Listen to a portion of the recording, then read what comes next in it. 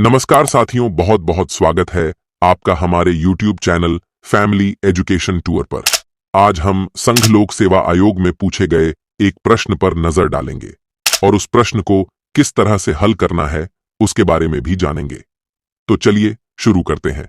Video में आगे बढ़ने से पहले वीडियो को लाइक कर दें और चैनल को सब्सक्राइब दें। यह प्रश्न सामान्य अध्ययन पेपर 1 में पूछा गया था। प्रश्न है, भारत छोड़ो आंदोलन की सबसे बड़ी उपलब्धि यह थी कि इसने ब्रिटिश शासन के विरुद्ध भारतीय जनता को एकजुट किया। चर्चा कीजिए।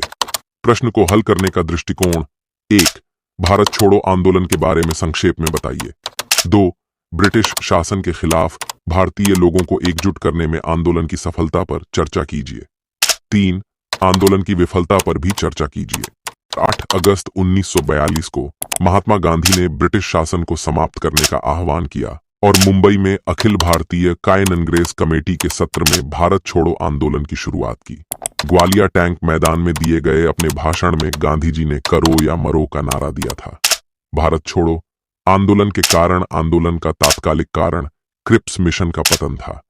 मिशन विफल हो गया क्योंकि इसने भारत को पूर्ण स्वतंत्रता नहीं बल्कि विभाजन के साथ डोमिनियन स्टेटस देने की पेशकश की।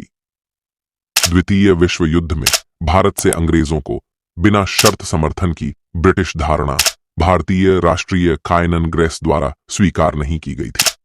ब्रिटिश विरोधी भावनाओं और पूर्ण स्वतंत्रता की मांग ने भारतीय जनता के बीच लोकप्रियता हासिल की थी। आवश्यक वस्तुओं की कमी: द्वितीय विश्व युद्ध के परिणाम स्वरूप अर्थव्यवस्था चरमरा गई थी। भारत छोड़ो आंदोलन की सफलता: राम मनोहर लोहिया, जेपी नारायण, अरुणा आसफ अली, बीजू पटनायक, सुचेता कृपलानी आदि नेताओं ने भूमिगत गतिविधियों को अंजाम दिया जो बाद में प्रमुख नेताओं के रूप में उभरे। भारत छोड़ो आंदोलन में महिलाओं की भागीदारी: आंदोलन में महिलाओं ने बढ़ चढ़कर हिस्सा लिया। उषा मेहता जैसी महिला नेताओं ने एक भूमिगत रेडियो स्टेशन स्थापित करने में मदद की जिससे आंदोलन के बारे में जागरूकता पैदा हुई। राष्ट्रवाद का उदय: भारत छोड़ो आंदोलन के कारण देश में एकता और भाईचारे की एक विशिष्ट भावना पैदा हुई। कई छात्रों ने स्कूल कॉलेज छोड़ दिए और लोगों ने अपनी नौकरी छोड़ दी। स्वतंत्रता का मार्ग प्रशस्त: यद्यपि वर्ष 1944 में भारत छोड़ो आंदोलन को कुचल दिया गया था और अंग्रेजों ने यह कहते हुए तत्काल स्वतंत्रता देने से इनकार कर दिया था कि स्वतंत्रता युद्ध समाप्ति के बाद ही दी जाएगी, किंतु इस आंदोलन और द्वितीय विश्व युद्ध के बोझ के कारण ब्रिटिश प्रशासन को यह एहसास हो गया कि भारत को लंबे समय तक नियंत्रित करना संभव नहीं था।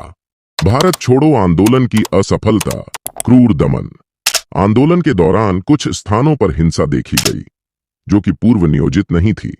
आंदोलन को अंग्रेजों द्वारा हिंसक रूप से दबा दिया गया। लोगों पर गोलियां चलाई गईं, लाठीचार्ज किया गया, गांवों को जला दिया गया और भारी जुर्माना लगाया गया। इस तरह सरकार ने आंदोलन को कुचलने के लिए हिंसा का सहारा लिया और 8 लाख से अधिक लोगों को गिरफ्तार किया गया। समर्थन का अभाव: मुस्लिम लीग, भारतीय कम्युनिस्ट पार्टी और हिंदू महासभा ने आंदोलन का समर्थन नहीं किया। भारतीय नौकरशाही ने भी इस आंदोलन का समर्थन नहीं किया।